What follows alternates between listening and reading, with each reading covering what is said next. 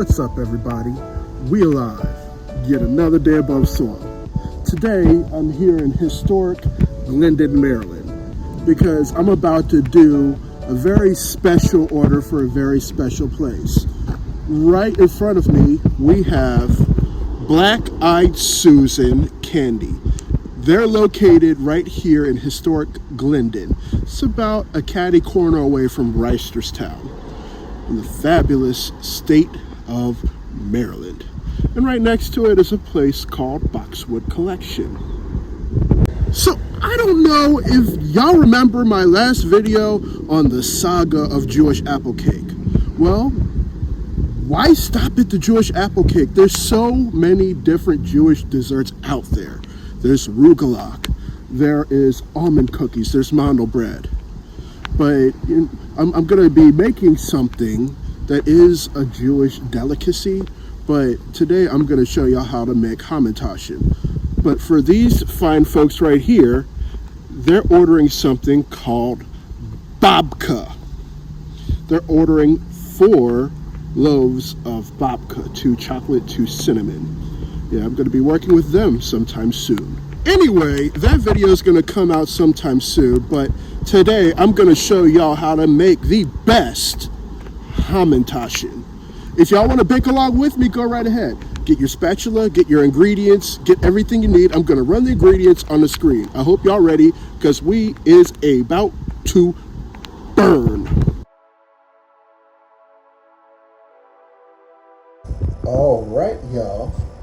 It's time to run by the ingredients that y'all gonna need for that Hamantaschen dough. But before we begin, I must remind you to wash your hands. The food that we make within this kitchen is blessed. Therefore, you're gonna need to wash them hands.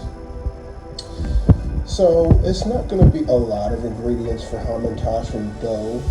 It's real simple. It's gonna remind you of biscuits, but not. And like all these other recipes that I've been researching, there's literally multiple ways of making Hamantaschen. But this one, I want it flaky and I want it delicate.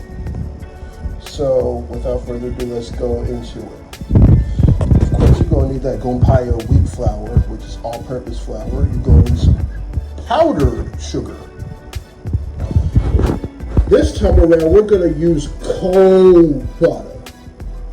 Butter needs to be cold. We're going to need the yolk of 1 egg. We're going to need pure vanilla extract because imitation is not real vanilla. Baking powder. You're going to need a little bit of salt. Lemon zest. Oh yeah, one more thing. Where's it at? Oh. You're also going to need some whole milk. Not 1%, not 2%. You're going to need about a couple of tablespoons of milk. That's all the ingredients that y'all going to need for your Hamantaschen crust. And the fillings, there's so many fillings. I'm probably going to put up one filling in this video, but I'll get to those ingredients later. But anyway, let's get started. Alright, first things first. I'm going to try and make this egg room temperature. I'm just going to run it in some hot water real quick.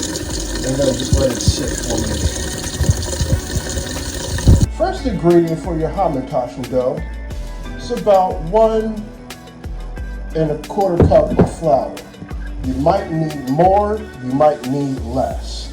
But we're going to start with this 1 1/4. Behind that, we're going to add about 1/4 teaspoon of some salt. Behind that, you're going to need a 1/2 teaspoon of some baking powder. Because I want the flavor of this to be incorporated in all parts of the making process, I'm going to zest this lemon in here now. And this is fresh lemon zest. Now I might use the lemon juice for this for lemon curd, because I have somebody within the LDX fam who was like, ooh, Hamantaschen with lemon curd? Oh my God, that's my favorite. This is going out to you, by the way. If you know, you know. Behind that, You're going to need 1 egg yolk. This is one of them parts where it's variable. I'm going to just be real with you. With the butter, some people make sure it's room temperature. Some people make it cold. I'm going to do it cold because this kind of reminds me of my dad's sweet potato roll, meaning sweet potato tarts. So I'm going to grate in 7 tablespoons of this here butter. I'm not going to use a whisk. I'm going to mix all of this in with my hands, my beautiful God-given hands.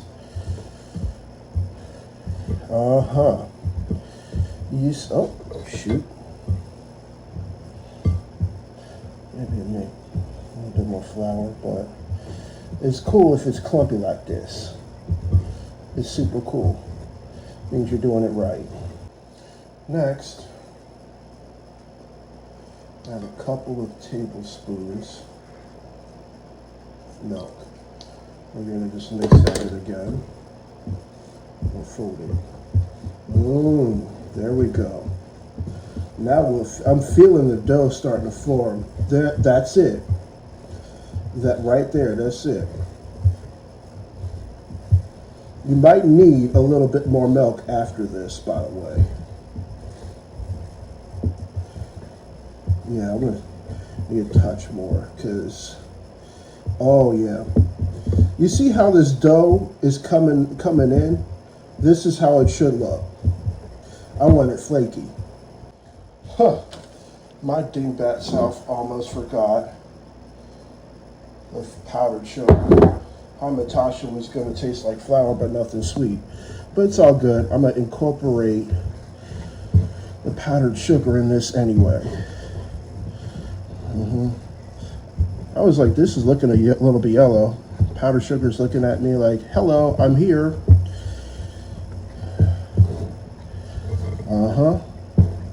That's it. There we go. We pretty much have a cohesive ball of Hamantaschen, at least the dough. I'm actually going to form a disc of this, or a square, and I'm going to throw it in the freezer for about a day or two because I'm going to make them on Tuesday night. You know how I was talking about a preserve, a jam? Your Hamantaschen usually go very, very well with a preserve. Sometimes you can do an apple filling, a cherry preserve, peach preserve, apricot. I've seen prune. This time I'm actually going to do a wild blueberry preserve, and I'm going to use the canning method. So right now I'm heating up my saucepan, and I'm going to make a relatively small batch of wild blueberry preserves, because I had it in the refrigerator and it's just sitting there. So I might as well put these blueberries to use. So we got this saucepan on medium heat. First ingredient is obviously going to be a cup of wild blueberries. I'm gonna put that in there. Up next we have just a touch less, a little bit less than a quarter cup of white sugar. After that's in, I'm gonna whisk it in just like this.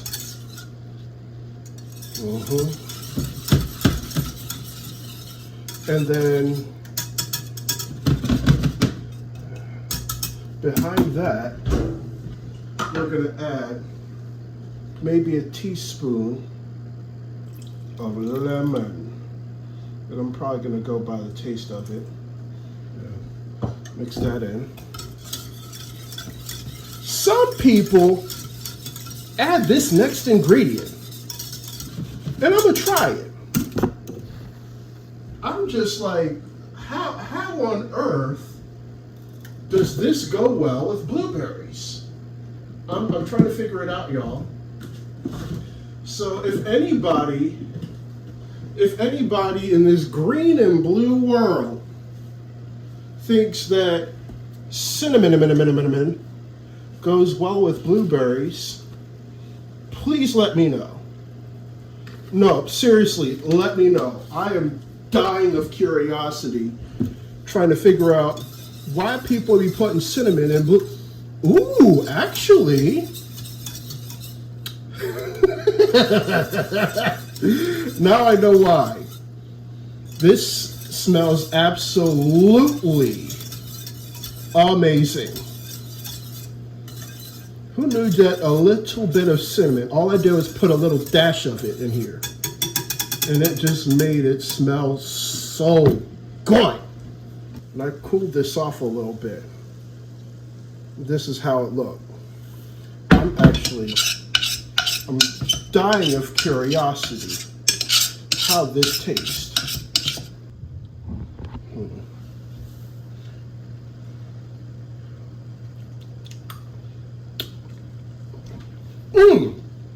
Oh my God.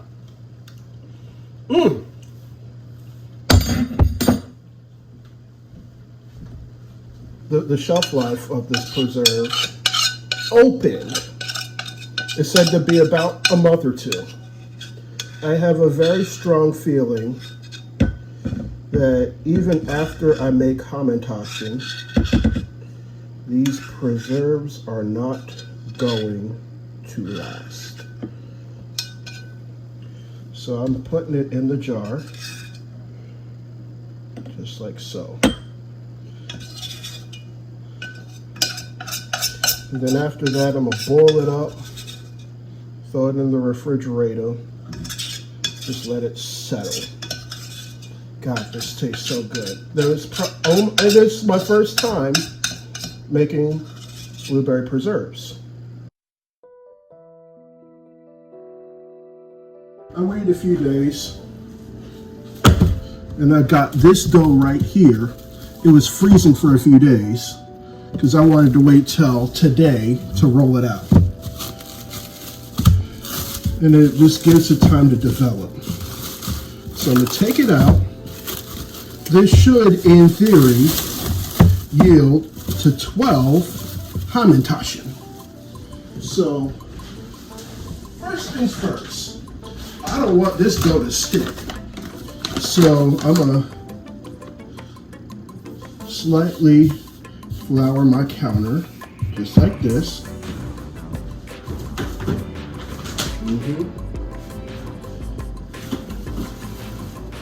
Put my dough on top, dust it off a little bit more. There we go. That's first. Next, what we gotta do is we're gonna roll the dough. Roll the dough like so. Yep. See, that's what I was trying not to do. I didn't want it to stick. It's all good. We're gonna roll it gently. It should yield. You know what? Probably might want to let this sit out for a little bit. I managed to roll the dough out. Don't make sure that it's not too thin or thick. So this should yield to 12. There's some people who cut the dough in circles. I'm actually going to cut this dough in hexagons. Why hexagons? Y'all are going to see it in just a minute. Next thing that we're going to do, I'm actually creating a small pool in the basin at the bottom of our Hamantaschen so that our jelly or jam doesn't start traveling. I've got 13 cookies. So I've got some strawberry jam. Go put that in the middle right here. Maybe a little more. Right there. Put some here. Yeah, that's a perfect dollop. I'll put some here. I could probably put some more jam up in there. Yeah, that should be good. A little more here.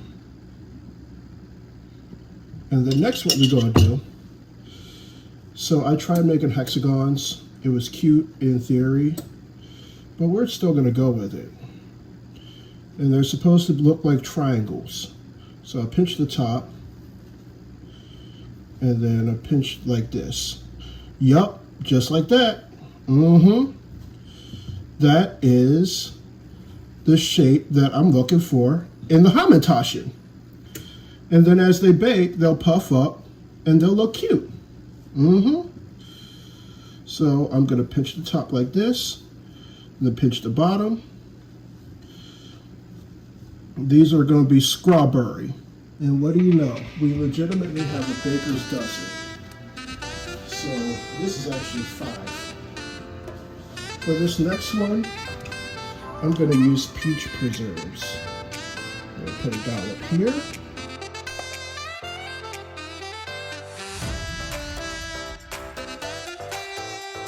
And after all of these are done, we're actually going to put them in the freezer for 10-15 minutes so that it can hold its shape.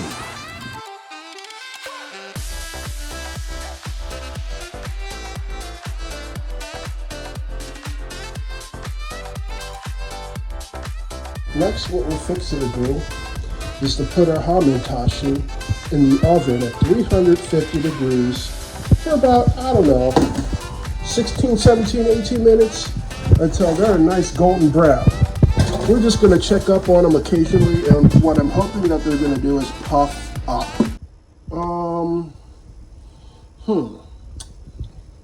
I mean, some of them came out really good. I put it on this video because I want to show y'all, if you don't follow these next steps, your Hamantaschen is going to look like what they did right there. 1, the Hamantaschen really do need to be frozen for at least 20, I would even argue 30 minutes. This is so that the butter that's in the dough would solidify. Number 2, I have the flame on a little bit too high. If you have the flame on too high with the Hamantaschen not being frozen, it's gonna bubble. Jelly's not gonna sit. It's just not gonna work. 3, use egg wash. You take 1 egg, you whisk it in with some water, and you brush around the perimeter of your Hamantaschen, and then you fold them. That way, the sides will stick and they're not going to peel off. I'm saying all this because I've tried it again. They came out wonderful, and I'm about to put these in the oven again. A fresh batch of Hamantaschen. I'm gonna put some in the oven for about 20-ish minutes. So I'm just, full disclosure.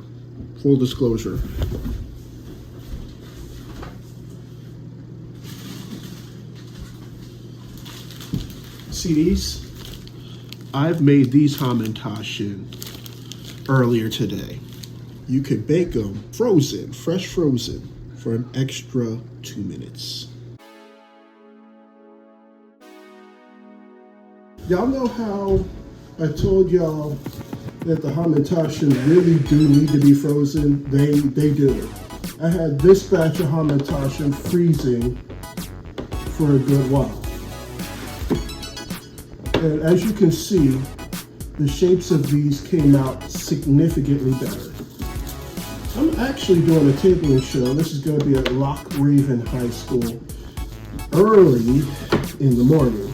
And I'm going to be making these Hamantaschen, and I'm going to be making cookies. So right now, I got my oven preheating. Preheat your oven once again to 350 degrees. These Hamantaschen will go straight into the oven from frozen. So I got blueberry. I'm gonna do, these are apricot. In the comments below, how do you pronounce it? Do you pronounce it with a proper A, or do you pronounce it with the apricot, like as in an apple? The short A or the long A? I'm really curious to know. So we got that. And we also have raspberry. Actually, I'm gonna do this one right here. This one, yes. It's all about presentation, y'all. So I'm making 7. 1, 2, 3, 4, 5, 6, 7. Making 7 Hamantaschen because I want to make an extra one because why not, and because I wanted to check the quality.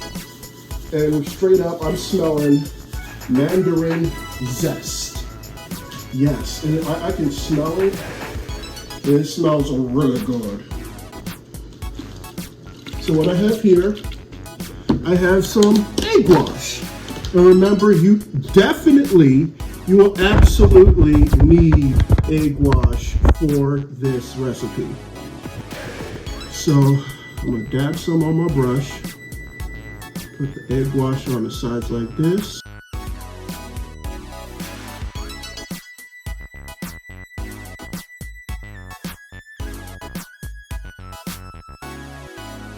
And then along with Hamantaschen, just to be extra, I got chocolate chip pretzel and almond butter up. I'm definitely gonna do a video on how to make almond butter up. I don't think I have. I'm gonna check the videos, but y'all are definitely going to get a video on this. As far as these cookies go, it's the same recipe as butterscotch potato chip. All you gotta do is swap out the innards. Cool? Cool. All right, y'all. Y'all know what time it is. Let's try this again. It's time to take the Hamantaschen 2.0 out the oven. I saw water God! Man, just look at these. These right here, they look so much better than my first batch of Hamantaschen. We got the blueberry, apricot, and raspberry. I'm gonna put these on the table tomorrow and sell them. Now that they're cooled off a decent amount, here's a little bit of a check for you. Look at that. Kind of looks like a focused in camera lens. And then here's the back. I don't know what this pocket is, but it should be like a flat, even surface. Should be golden brown, just like this. Looks like that. You see how the edges are very sharp. That is how Hamantaschen should look. Like a little hat. But the moment of truth. Which, by the way, the blueberry Hamantaschen, they hit different. Might be the jam.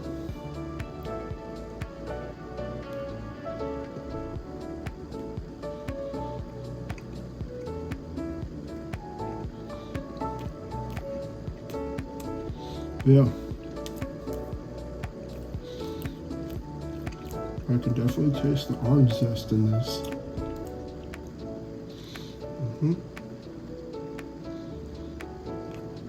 Very good.